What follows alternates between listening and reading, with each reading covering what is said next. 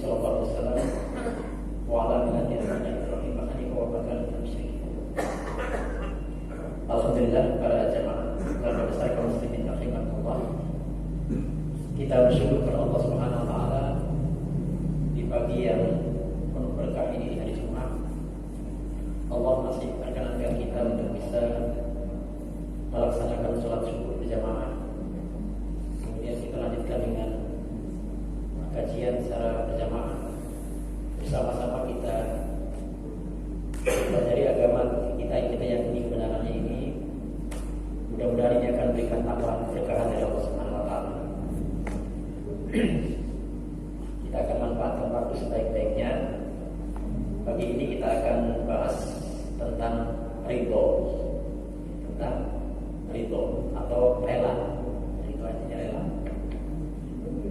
Ridho ini, keridhaan ini, keridhaan Allah kepada kita ini merupakan sesuatu yang sangat kita dambakan. Apalah artinya kita hidup berlimpah harta, bergelimang kekayaan, tinggi pangkat dan jabatannya kalau Allah tidak ridho sama kita, kalau Allah tidak rela sama kita. Yang lebih parah lagi, andaikan kita hidup susah, tapi Allah tidak ridho, itu lebih parah lagi. Sedangkan kita hidup yang bergelimang harta, kelihatannya mudah, kelihatannya kaya raya, kelihatannya senang banget bahagia kalau dilihat orang, tapi Allah tidak ridho, itu tidak bagus. Apalagi kalau sudah kita susah, serba kekurangan, Allah tidak ridho. Yang kita harapkan apapun kondisi kita, apakah kita dalam kehidupan yang sederhana, apa kita jadi orang kaya, apa kita jadi pejabat atau rakyat jelata, Allah ridho, itulah kebahagiaan yang sebenarnya, dan itu akan meraih kebahagiaan dunia dan akhirat. Lantas bagaimana fenomena ridho, rela, kerelaan Allah itu bisa kita dapatkan? Radhiyallahu anhu wa radwan. Jadi Allah ridho karena Allah ridho kepada kita, kalau kita ridho kepada Allah. Itu kuncinya. Tapi kalau kita nggak ridho sama Allah, maka jangan harap Allah ridho kepada kita. Jadi kalau kita nggak rela kepada Allah, jangan harap Allah akan rela sama kita. Dan ridho, rela ini merupakan hasil daripada rasa cinta kita. Satu contoh yang gampang banget. Ketika kita mencintai seseorang, katakanlah gadis atau perempuan atau calon istri kita dulu, ketika kita mencintainya, maka dipastikan apapun yang dia minta kepada kita, apapun yang dia inginkan terhadap kita, ya, apapun yang dia lakukan sesuatu kepada kita, rela saja. Ya Pak Butai, waktu dicubit itu sakit sebenarnya kan, tapi rela banget gitu. Ya nggak apa-apa dicubit. Terus apapun yang diinginkan dari diri kita kepadanya, kita rela juga memberikannya.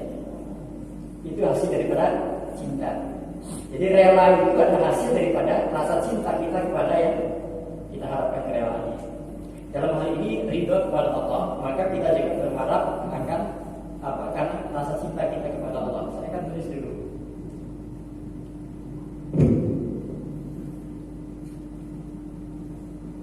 Ini kalau sudah jadi saja. Rela terhadap apa yang Allah kehendaki terhadap diri kita.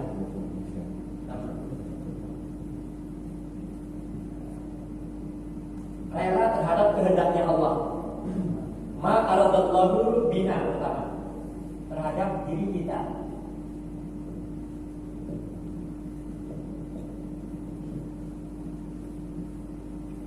Yang kedua, ma aradallahu bil kauni, terhadap alam ini. Kemudian yang ketiga, ma aradallahu mina, dari diri kita.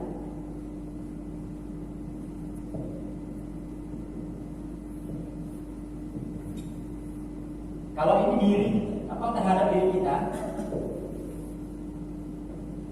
Kehendak Allah terhadap diri kita, atas diri kita. Kalau ini dari diri kita, jadi kita jelaskan. Apa yang Allah kehendaki atas diri kita, ini hukumnya disebut dengan qada. Bahasa kita takdir ya.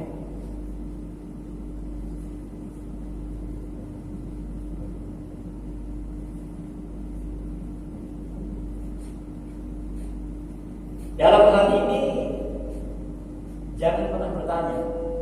La yus'alu amma yaf'alu. Jangan bertanya terhadap apa yang dia perbuat dalam kita. Jangan bertanya.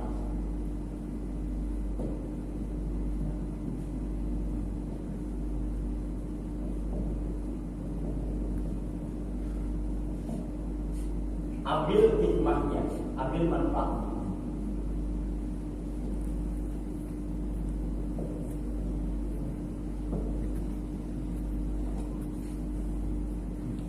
Ma'aradallahu bil kauni. Kalau memang kita rida pada hukum alam, pada kehendak Allah terhadap alam ini, ada kehendak Allah terhadap alam, ya. Pertama kehendak Allah atas diri kita, kehendak Allah atas alam ini, dan kehendak Allah dari diri kita. Terhadap alam ini namanya hukumnya disebut sunnatullah.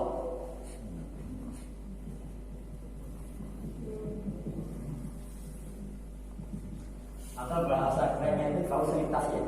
Sebab akibat itu berlaku di alam ini yang menjadi hukum Allah juga. Alamnya disebut alam tadi di bawah atau alam kajian sih, penelitian. Kajian tadinya penelitian, pelajaran, dipelajari.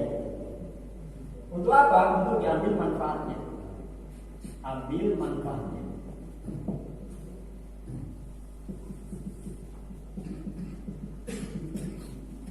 Kemudian ada yang ketiga, ma'alallahu mina, rela terhadap apa yang Allah inginkan dari diri kita. Kalau yang di atas ini, apa yang Allah inginkan terhadap diri kita. Kalau ini, apa yang Allah inginkan dari diri kita. Rela saja. Caranya bagaimana? Hukumnya apa namanya? Hukum syariat. Hukumnya disebutkan syariat, hukum agama.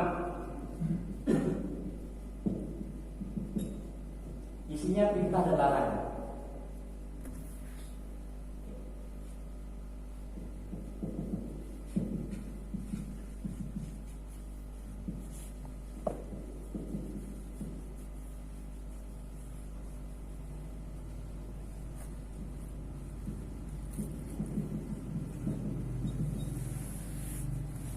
Dalam hal ini, ya, dalam hal ini kita manusia ini diberikan kebebasan untuk memilih. Manusia bebas untuk memilih.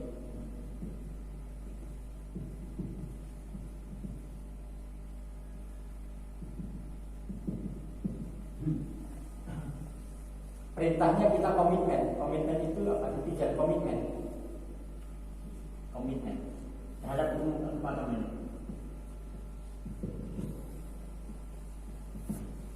Nah, inilah orang beriman itu harus begini. Iman. Kalau masih berupa tulisan, kayaknya payah banget untuk dipahami. Tapi mudah-mudahan salah kita bisa memahami. Kita mulai dari pertama, Bapak sekalian. Saya minum dulu ya.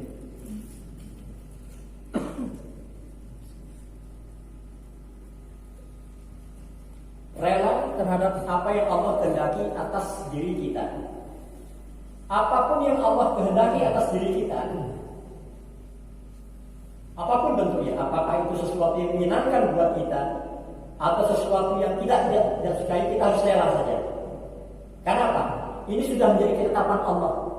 Ini sudah ditetapkan oleh Allah. Apapun yang menimpa kita, baik yang kita sukai atau tidak kita sukai, itu semua sudah tertulis di Lauhul Mahfuz jauh sebelum kita diciptakan. 50.000 tahun sebelum kita diciptakan, Allah sudah tetapkan itu. Ya. Allah sudah tetapkan. Quran surat Al-Hadid ayat yang ke-22. 57 ya. Allah tetapkan itu sudah. Apapun yang menimpa kita, ya. A'udzubillahi minasyaitonirrajim.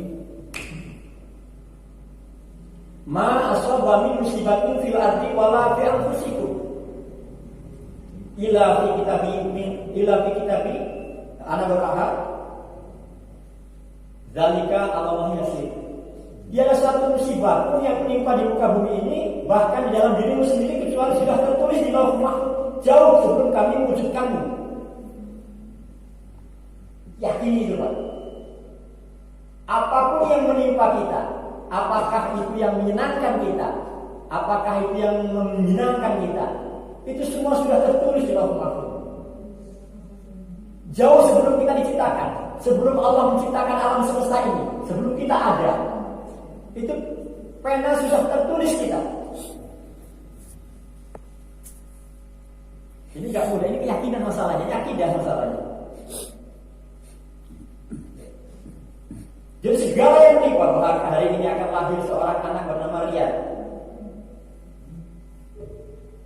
Rezekinya sekian jumlahnya, umurnya sampai batas sekian, nanti calon masuk surga atau masuk neraka, itu sudah tertulis di Lauhul Mahfuz sebelum beliau diciptakan, 50.000 tahun sebelum diciptakan. Ini disebut dengan takdir namanya, atau qada. Ini hukum Allah yang harus kita yakini. Maka apapun yang menimpa kita, jangan bertanya kepada Allah, jangan bertanya, ya Allah, padahal saya itu cinta sama adiknya, kok dapat airnya? Gak usah bertanya gitu. Lais kamu apa yang kamu? Dia bukan ditanya. Wahum is'al, kamu yang akan ditanya. Ya Allah, saya sudah bekerja keras tapi kok masih miskin saja. Itu namanya bertanya kepada Allah. Haram hukumnya itu, tidak boleh. Saya itu sudah berobat ke sana kemari ya Allah, tapi kok gak sembuh-sembuh juga. Gak boleh semacam itu. Itu namanya kita gak percaya pada takdir. Itu namanya kita gak rela kepada kehendaknya Allah atas diri kita. Kalau kita sampai bertanya begitu. Memang masalah beriman kepada takdir ini ditaruh oleh ulama itu yang paling apa? Ditaruh di paling belakang kan? Karena gak semua orang mampu menerima atau meyakini tentang takdir ini. Kalau takdir baik senang banget. Kalau takdir baik senang banget. Kalau ketetapan yang baik menyenangkan. Tapi begitu takdir itu sesuatu yang buruk, gak kita sukai. Ya Allah, gimana ya? Sudah berusaha semaksimal mungkin, gak menang-menang juga misalnya ini. Akhirnya stres. Lais alu lama yaf'al. Jangan bertanya terhadap apa yang dia berbuat. Terserah Allah mau berbuat apa pada diri kita, rela saja.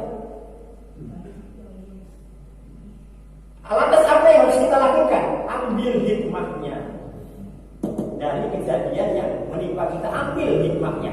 Ada hikmah di sana.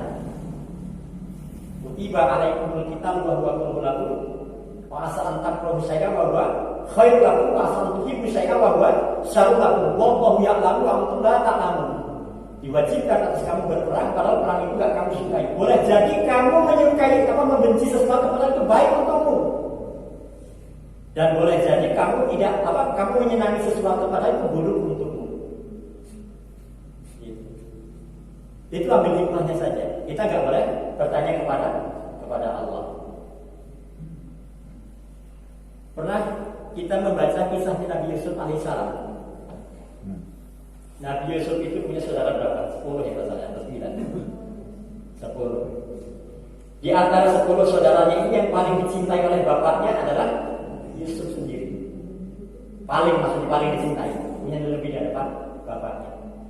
Menurut pandangan kita, dicintai dari sekian banyak saudara, kemudian kita paling dicintai itu menyenangkan gak? Bagus gak kira-kira?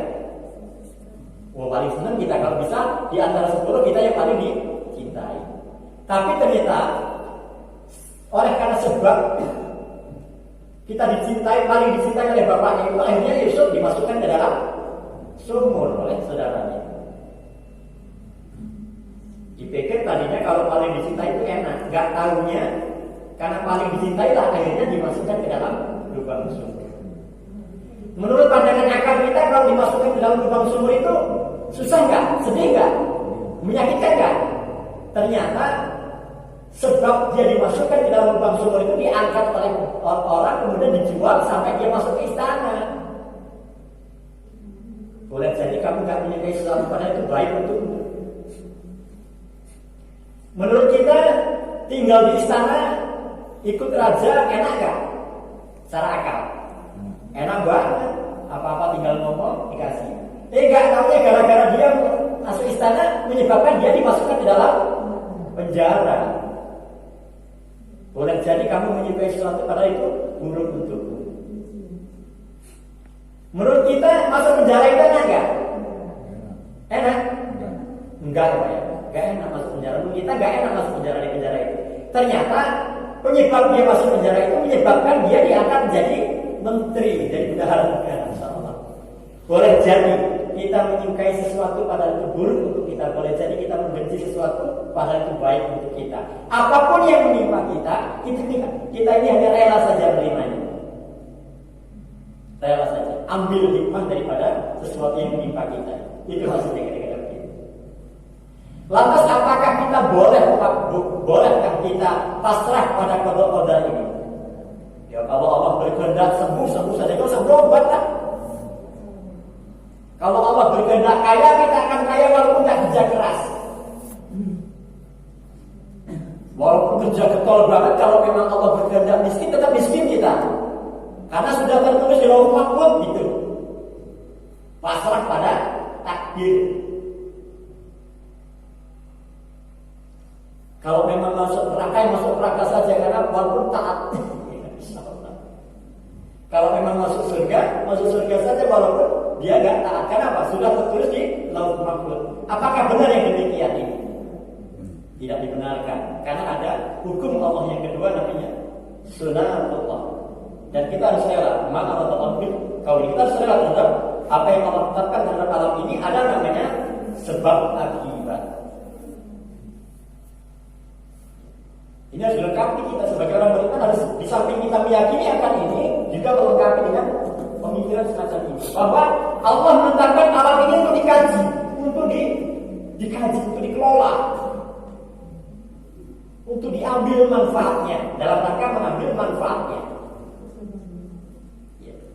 Ada Allah kasih sinyal itu di surat Al-Hadid, surat Al-Hadid ayatnya yang ke-25.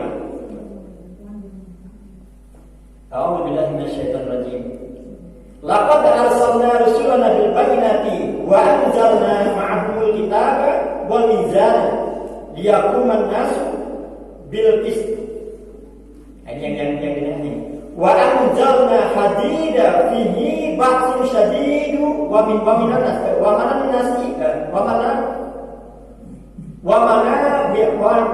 fi'un nas.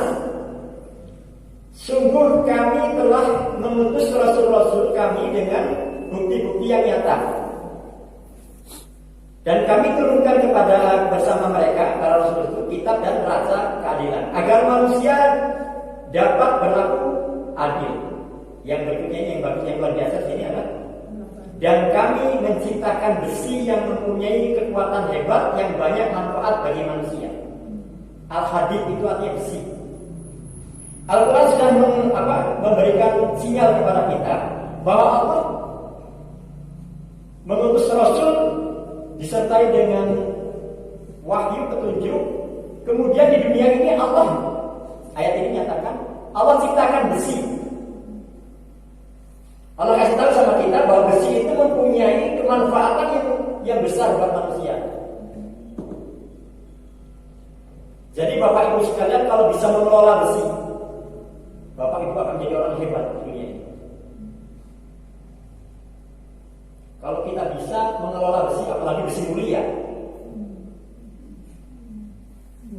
Kalau bisa punya perusahaan besi, kuda besi, dari mulai teliti sampai pesawat terbang itu besi semua. Jadi kalau di dunia ini orang yang beriman ini bisa menguasai besi, luar biasa. Dia akan memberikan kekuatan. Jadi ternyata kita nggak hanya diperintahkan untuk pasrah pada kodrat takdir, tapi kita juga harus mengelola alam ini. Ini yang dikasih contoh dalam ayat ini cuma besi. Padahal luas sekali. Di dunia pertanian, kalau seusia saya ke atas, pasti tahu itu. Yang namanya padi dulu, nanam padi itu paling cepat itu 4 bulan baru panen, betul kan? 6 bulan, 7 bulan ya, baru panen kita. Sekarang ini 100 hari sudah bisa dimakan tuh padi. pengelolaan alam ini. Hasil kajian, bahasanya apa? Hasil riset. Ya Allah, dulu yang namanya makan durian itu jarang banget, setahun sekali. Sekarang tiap hari ada durian di sana. Hasil daripada rekayasa. Kenapa? Dia mengkaji alam ini, mengkaji alam di bidang pertanian, bidang peternakan. Ayam itu dulu baru layak dipotong, dimakan kalau umur 3 bulan ke atas. Sekarang 27 hari sudah kita makan itu ayam. Hasil rekayasa. Inilah alam. Ada sunatullah, ada sebab akibat. Oh ternyata begitu disuntik maka ini, maka yang terjadi akan begini. Rekayasa genetika. Nah semakin kita punya kemampuan untuk mengelola alam ini, kita akan punya kekuatan tadi itu. Semakin hebat kita. Dan hukum ini netral, akan diberikan kepada siapa saja. Bahkan orang kafir sekalipun kalau dia mampu menguasai ini, maka dia akan memperoleh kekuatan. Orang kafir sekalipun kalau dia mampu mengelola alam ini, dia akan, kalau mampu menguasai besi, tapi walaupun orang kafir, tetap dia akan mendapatkan kekuatan. Cuman kan persoalannya di ayat selanjutnya, supaya Allah mengetahui siapa yang menolong agama Allah. Al-Hadid ayat 25 tadi.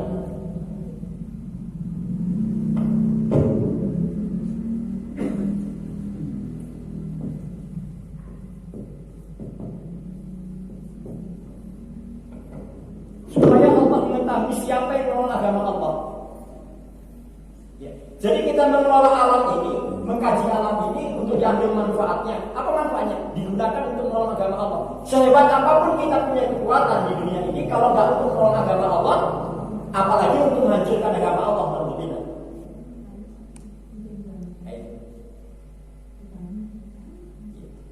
Artinya begini, kita harus gigih di bidang ini. Tapi tetap kita berkeyakinan bahwa qada adalah hukum kita. Saya pernah kalau nggak tahu di sini pernah menyampaikan satu ilustrasi gambaran. Saking ahlinya di bidang ini, Pak. Saking ahlinya di bidang sunatullah.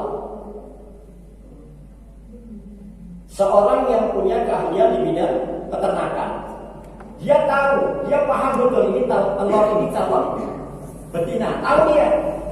Saking ahlinya dia, karena hasil penelitiannya. Telur yang begini calonnya betina, telur yang begini calonnya jantan. Ahli betul, paham betul dia. Akhirnya dia ambillah 10 telur yang supaya diinginkan nanti menetes yang jantan semua. Dan itu berhasil. Saking hebatnya ini. Saking hebatnya dia dalam penelitiannya. Berhasil semua Pak. 10 telurnya itu nggak ada yang goblok. Kalau dulu namanya telur goblok itu telurnya nggak netes nantinya.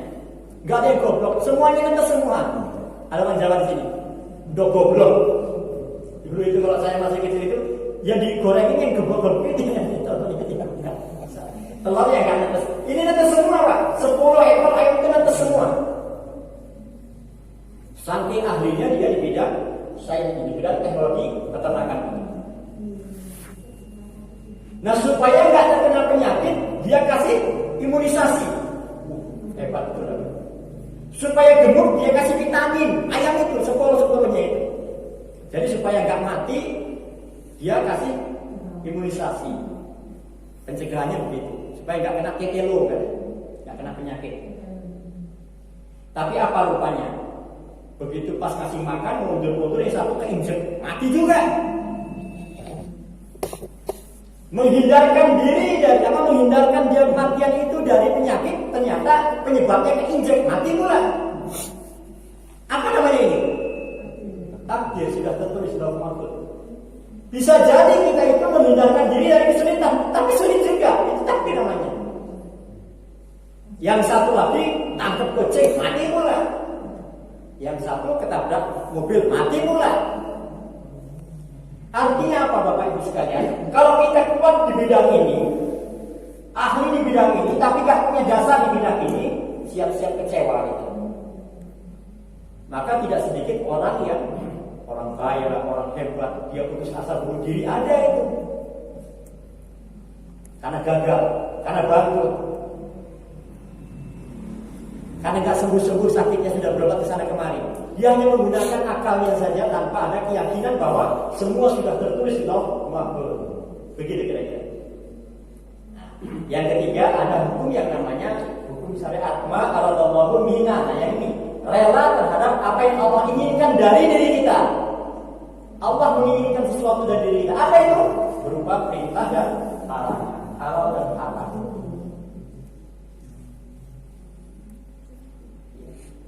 Di samping ada hukum ini, kodok-kodok, ada sunatullah, ada juga hukum syariat yang kita Allah nggak pernah maksa. La ikraha fiddin. Qad tabayyana rushdun minal ghayy, faman yakfur bitaghut fa innallaha wa qad istamsaka bil urwatil wuthqa lam fisama laha wallahu samiul alim. Enggak ada paksaan dalam beragama Islam ini. Silakan mau masuk Islam silakan, enggak masuk Islam silakan.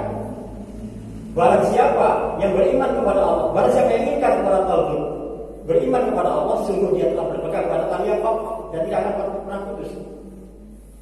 Artinya apa? Orang-orang yang menerima taat kepada hukum syariat ini disebut dengan orang iman. Sementara yang dia menolak namanya orang kafir. Dan masing-masing akan mendapatkan jazak balasan. Sekecil apa? Akan mendapatkan balasannya. Allah nggak pernah maksa kita, tapi Allah memberikan sebuah balasan. Maka anjuran Allah kepada kita terhadap hukum syariat ini komitmen, iltizam, teguh. Jangan mencela-mencela sekarang taat, besok maksiat jangan. Nah, lengkapilah kehidupan kita ya dengan ketiga hukum ini. Jadi orang yang kokoh keimanannya dengan takdir Allah, kemudian gigih dalam urusan dunianya, kemudian kita taat kepada Allah dalam urusan syariatnya. Yang perintah kita laksanakan, yang larangan kita tinggalkan. Allah silakan, masih mau ikut tadi dulu silakan. Yang berkenaan dengan hukum qada, sunatullah dan hukum syariat.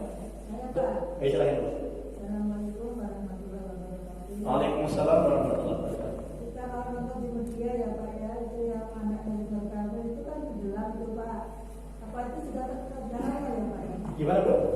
Kita kalau di media itu kan kelihatan hanya aliran kabel itu yang lanjut itu Pak. Yang gitu. Oh ya, iya. Tentang itu ya?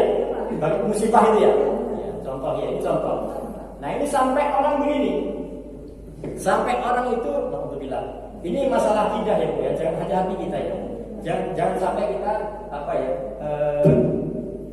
Ada Quran surat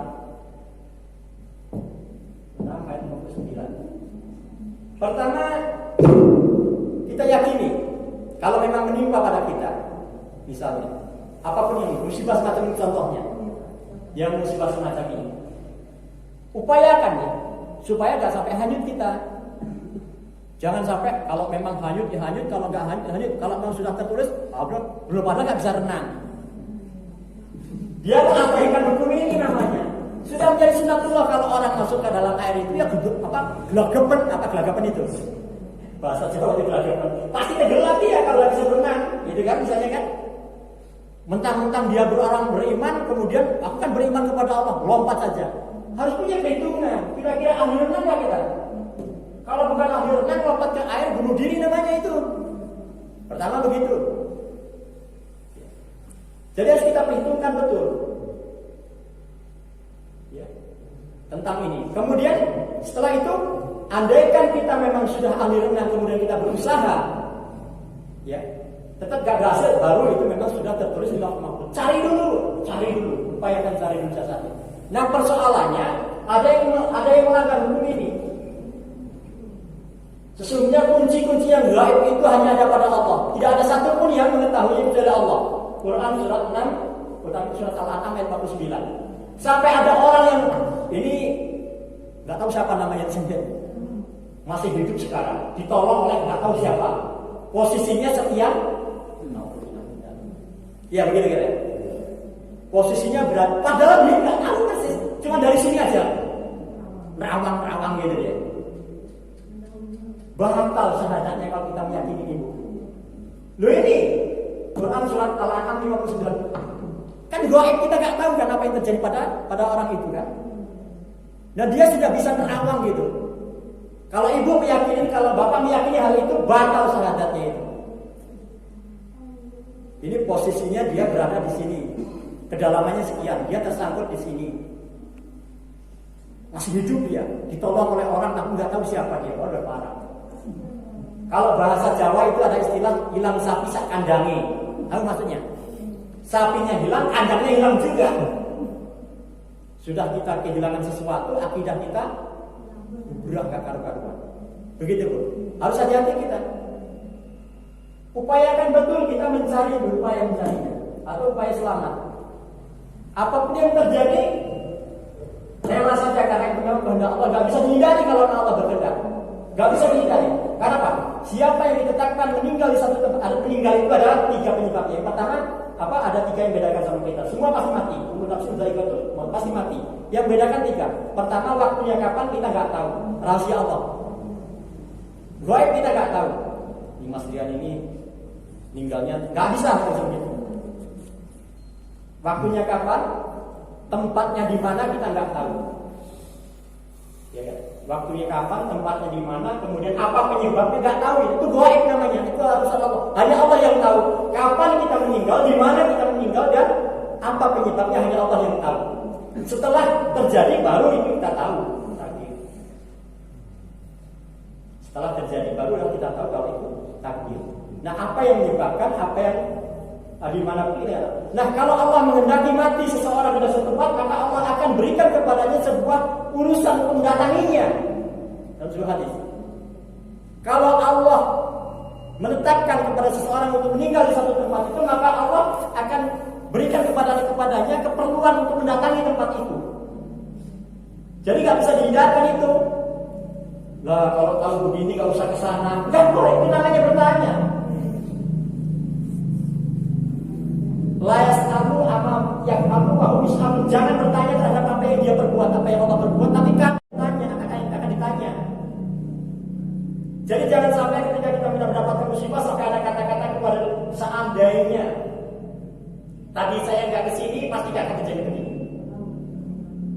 Karena apa? Ketika Allah mengenai seseorang meninggal di satu tempat itu, maka Allah akan berikan kepadanya keperluan untuk mendatangi tempat itu. Itu sudah menjadi ketetapan Allah. Akan diberikan keperluan dia. Dilalahnya apa dalam bahasa Jawa? Yang perlu aja ke sana. Padahal dia mau mendatangi kematian. Begitu Bu.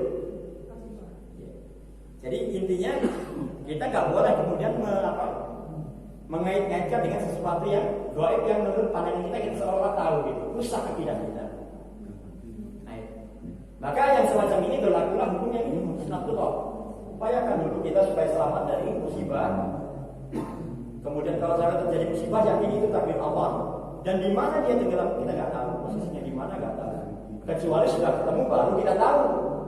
Memang itu alam nyata namanya. Ini kadang-kadang banyak banget orang yang bisa mengatakan tentang sesuatu yang gaib. Hanya ada pada Allah urusan atau kunci-kunci yang gaib. Ada silakan. Ya silakan. Ridho ini kaitannya dengan ikhlas itu apa? Iya baik. Bagus banget ini pertanyaannya. Jadi ada sesuatu yang pandangan kita salah tapi kaprah.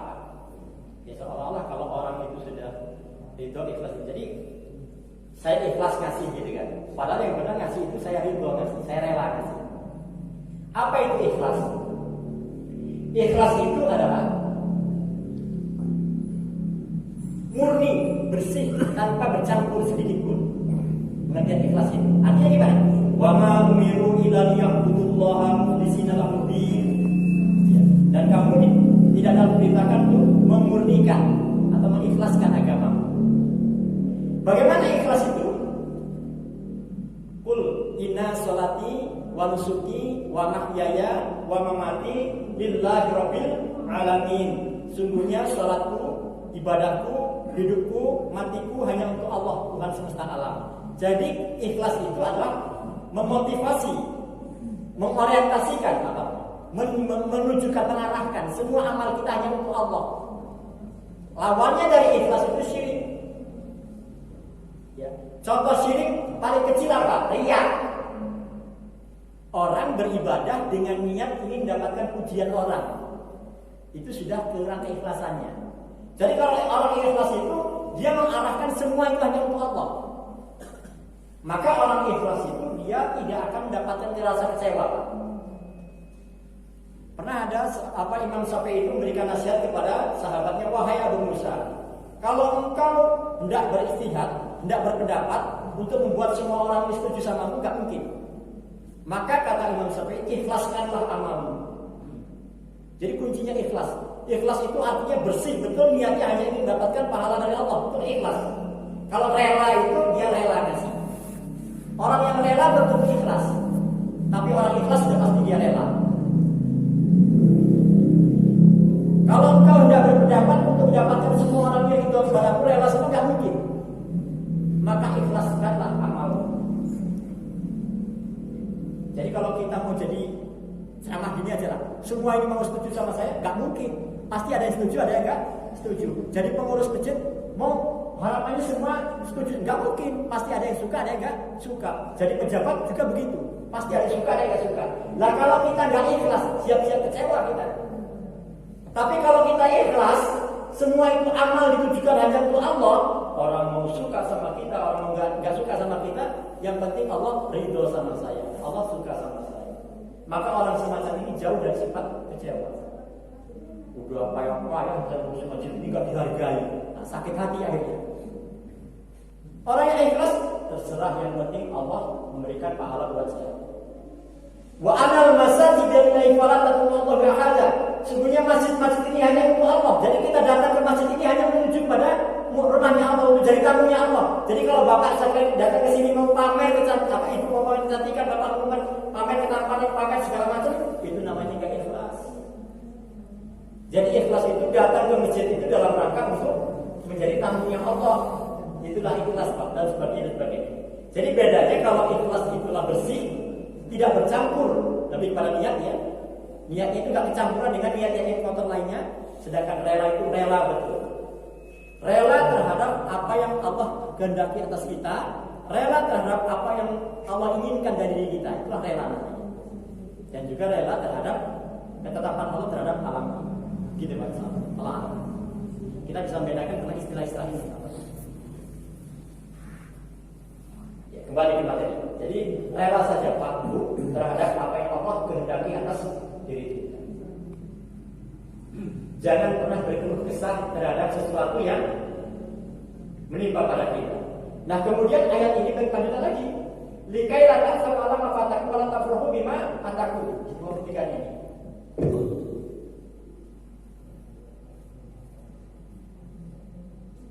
Al-Hadid 23. Likai la ta'sau ala ma fatakum wa la tafrahu bima atakum. Wallahu la yuhibbu al-mutarifin.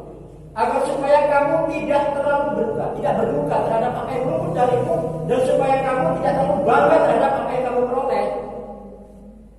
Jadi kalau bapak-bapak sekalian gagal, ada sebagian saudara kita yang meninggal, usahanya bangkrut, supaya kamu gak terlalu berduka. Kalau berduka itu wajar ya, sedih ya. Tapi gak terlalu berduka. Kenapa? Yakin betul semua sudah tertulis di Lauhul Mahfuz. Pun sebaliknya ketika bapak ibu sekalian mendapatkan keberhasilan, mendapatkan kemenangan, gak usah terlalu bangga lah. Yes, saking senangnya dia. Gak usah begitu. Semua itu sudah tertulis. Sampai euforia apa? Euforia itu artinya mampu kemenangan. Gak boleh semacam itu. Biasa aja sih. Begitu.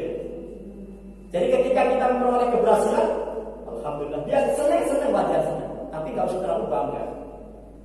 Kalau kita gagal juga sedih, wajar sedih, tapi jangan terlalu ya akhirnya meratap dan sebagainya. Gak boleh semacam itu. Lemas, pesimis, putus asa, apalagi bunuh diri. Likai la ta'sau ala ma fatakum wa la tafrahu bima atakum. Semua itu supaya kamu gak terlalu berduka terhadap apa yang luput darimu, dan supaya kamu gak terlalu bangga terhadap apa yang kamu peroleh. Jadi orang yang ridho terhadap takdir ini, terhadap kehendak Allah ini, dia punya stabilitas tempat batin, batinnya stabil, biasa-biasa aja.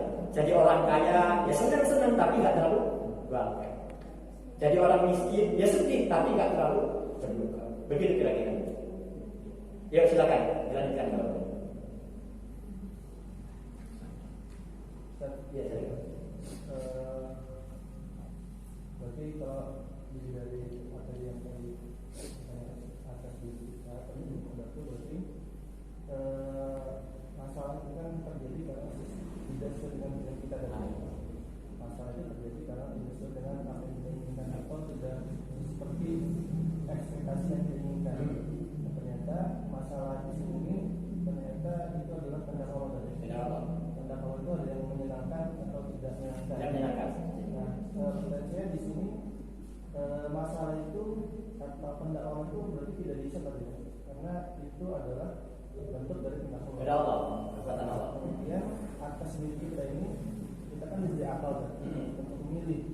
Nah, untuk bisa sampai diambil hikmah berarti ketika setiap ada masalah, apapun masalahnya kecil besar Pasti ada manfaat yang akan menyenangkan. Artinya sikap kita ada dua berarti. Mau ridho atau tidak ridho. Iya betul. Nah di sini berarti kita bentuk pertanggungjawaban kita ke dalam itu nanti di sini kita Betul, betul. Ridho dan tidak ridho. ridho tidak ridho. Dapat masalah emosi jadi tidak ridho. Ya. Kalau kita ikhlas Maka dapat pahala. dapat pahala dan bisa sampai di titik kita nikmat. Betul. Berarti hidup di dunia ini kan ujian kan. Betul. Artinya setiap kita selama kita masih hidup berarti kita masih selama itu kita akan dikasih ujian. Betul.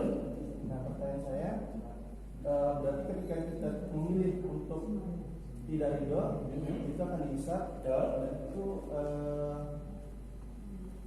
nah berarti yang perlu kita pertimbangkan itu sudah ya sikap kita ini seperti apa gitu. Iya. Ridho atau tidak ridho. Iya. Jadi betul jawabnya. Quran, pertama kita ambil Quran surat 29 Al-Ankabut ya. 2 dan 3. Ini kan kita bicara masalah beriman. Ini kan iman dulunya.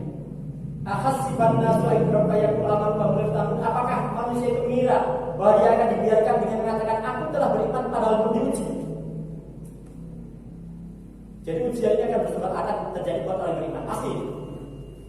Walaqad fatana alladziina min qablihim faya'lamu alladziina shadaqu wal kadzibin. Dan Allah telah menguji orang-orang sebelum kamu dan Allah pasti tahu siapa yang benar imannya dan siapa yang pembohong.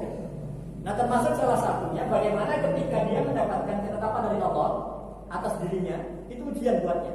Apakah itu menyenangkan atau itu tidak menyenangkan? Jadi ujian itu bukan hanya berupa sesuatu yang menyulitkan atau kesusahan, Pak. Kesenangan, harta berlimpah itu semuanya juga bentuk ujian Allah terhadap kita kan. Bagaimana respon kita? Bagaimana respon kita? Itulah kehebatan orang beriman itu ketika dia diberikan nikmat dia bersyukur, diberikan musibah dia bersabar. Uniknya di situ. Semuanya pahala. Semuanya pahala. Ketika mendapatkan nikmat dia bersyukur itu ujian kan? Apakah kita syukur atau kufur? Ketika mendapatkan dia musibah dia bersabar. Dua-duanya itu pahala. Syukur dan sabar itu tetap berpahala. Nah, kemudian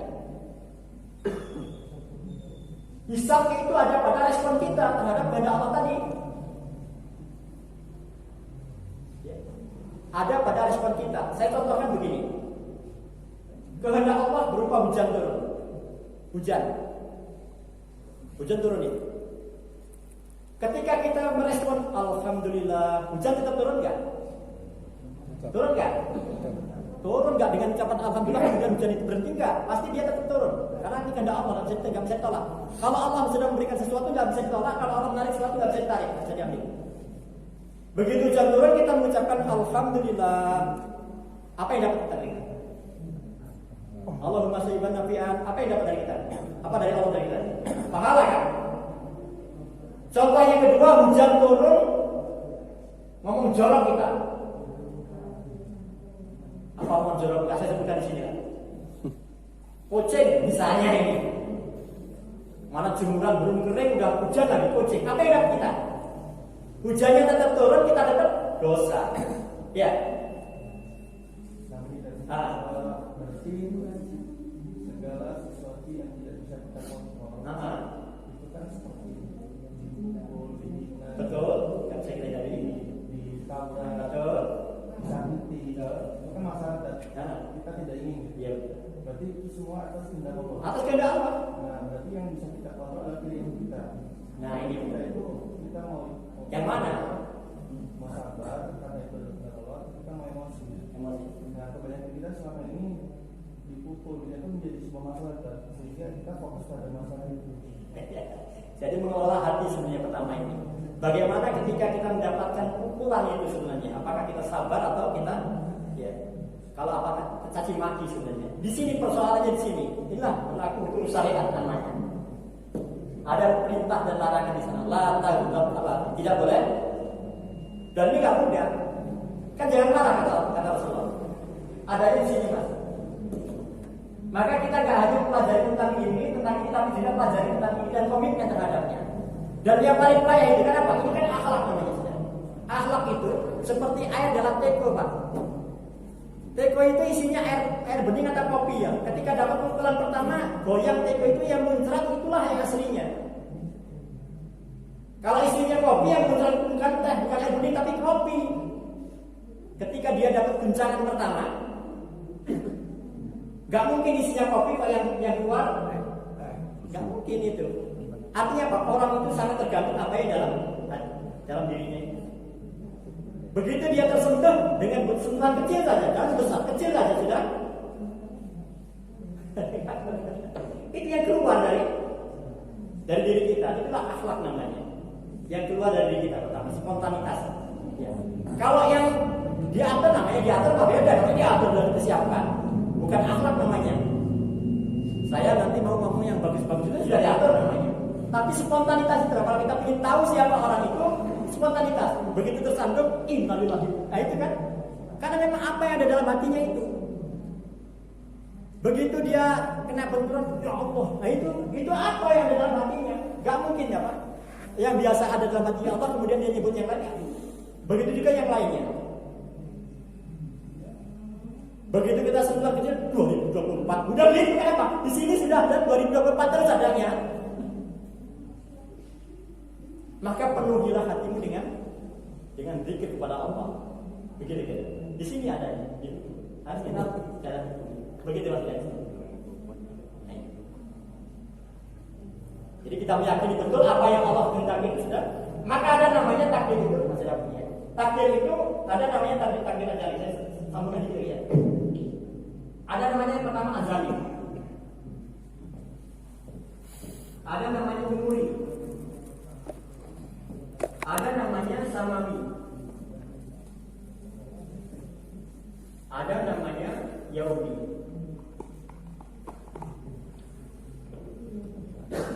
Takdir azali ini ketetapan yang Allah tuliskan itu jauh sebelum kita diciptakan. Di alam azali namanya 50.000 tahun sebelum kita diciptakan tadi. Nah, takdir umuri ini pada saat kita diciptakan Allah dalam perut ibu kita. 40 dari segumpal dari nutfah pertemuan antara sperma dan ovum, 40 hari berikutnya menjadi segumpal darah, 40 hari berikutnya menjadi segumpal daging, 40 hari berikutnya ditiupkan ruh ke dalamnya sambil ditetapkan 4 perkara. Pertama apa? Umurnya, rezeki, celaka atau bahagia, surga atau neraka ya.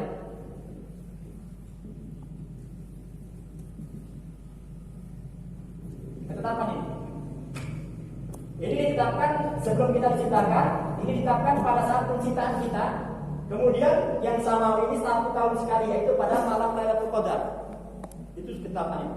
Tentang ini, tentang 4 perkara ini. Kemudian yang berikutnya yaumi, setiap hari ini ada ketetapan Allah yang tertulis terus setiap hari. Nah, induknya di sini, ini semua sama. Semua sama. Jadi di sini sudah tertulis ini, kemudian di sini setiap 1 tahun sekali, setiap penciptaan sekali, seumur hidup dituliskan di sini. Kemudian di sini setiap 1 tahun sekali, setiap malam Lailatul Qadar itu tertulis takdir kita. Yang yaumi setiap hari. Yang yaumi setiap hari. Itu tertulis setiap hari. Kapan kita mati? Seberapa banyak rezeki yang kita dapat? Apakah kita nanti akan bahagia atau celaka? Nah, kewajiban kita adalah menjemput takdir baik. Ini yang ditanya, yang paling penting dalam kajian kita. Kewajiban kita menjemput takdir baik. Bagaimana caranya? Dengan mengelola kondisi. Jangan pasrah. Kalau memang Allah berkehendak miskin yang miskin, kalau kaya ya nggak boleh. Kita harus menjemput takdir baik. Berupaya menjadi orang kaya, andaikan kita tidak berhasil pun itu sudah menjadi ketetapan Allah. Yakini itu. Enak itu. Tugas kewajiban kita adalah menjemput takdir baik kita. Menjemput takdir baik. Gak boleh kita pasrah pada. Kenapa? Takdir itu sebelum terjadi kita gak tahu. Dikatakan qadar itu setelah kita tahu. Tapi kita yakin sebelumnya itu sudah tertulis. Sehingga yang demikian insya Allah kita tidak akan berputus asa dari kegagalan dan kita tidak terlalu bangga terhadap kemenangan dan keberhasilan. Ini mungkin walau apakah mudah dipahami atau tidak apa yang saya sampaikan ini, minimal begini kira-kira gambarannya. Kita menjadi tenang hidup ini ketika kita meyakini akan hukum qada itu tadi. Kemudian kita menjadi orang yang sangat optimis, sangat dinamis dalam dinamis itu? Sangat semangat dalam kehidupan ini. Andaikan engkau memegang bibit kelapa sekalipun dan kamu tahu kalau besok mau kiamat misalnya, tanam saja itu. Tanam saja, karena ada balasan nanti walaupun kita gak panen. Jadi bapak punya kesempatan untuk nanam pohon kelapa, tanam saja. Bapak malas nanam gak panen, jangan begitu. Di akhirat kita dapat pahala. Di hukum syariat pasti. Walaupun kita gak panen, Pak. Begitu kira-kira. Jadi memberikan ketenangan, dinamis, kemudian kita optimis. Salam. Selamat. Mudah-mudahan apa yang saya sampaikan ini memberikan kemanfaatan. Subhanallah wa bihamdika asyhadu an la ilaha illa anta astaghfiruka wa atubu ilaik. Assalamualaikum warahmatullahi wabarakatuh.